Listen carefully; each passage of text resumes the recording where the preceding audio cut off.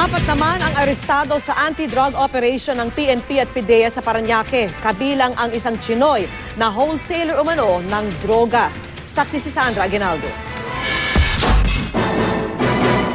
1.36 billion pesos na halaga ng shabu ang nasabat sa Pacific Avenue sa Parañaque ng PNP Anti-Illegal Drugs Special Operations Task Force at Philippine Drug Enforcement Agency.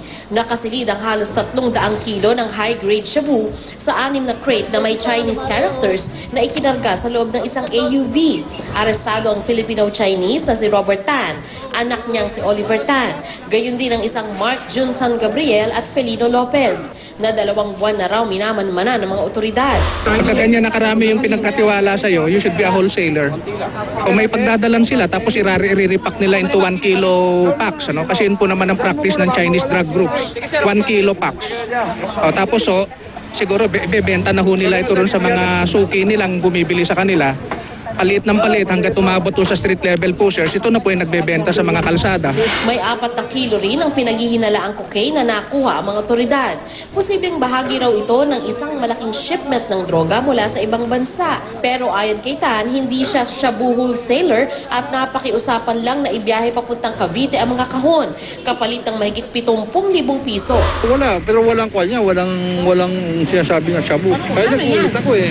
Ano yan? Ay, hindi ko nga alam mo, hindi pa alam mo kung ano yan. Ano utos sa'yo? Ano utos?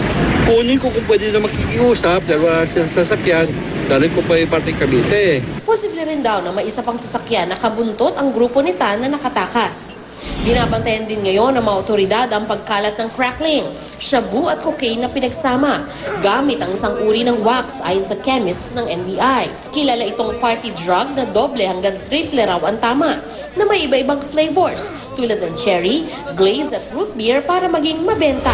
Nagkukos ng euphoria, yung feeling of talagang high talaga, nakaka-damage ng central nervous system. Iba yung tapa niya. Inaalam pa ng aming chemistry division ang komposisyon nito at inaalam din naman ng operatiba natin kung kumalat na ba ito sa merkado. Sandra Aguinaldo ang inyong saksi.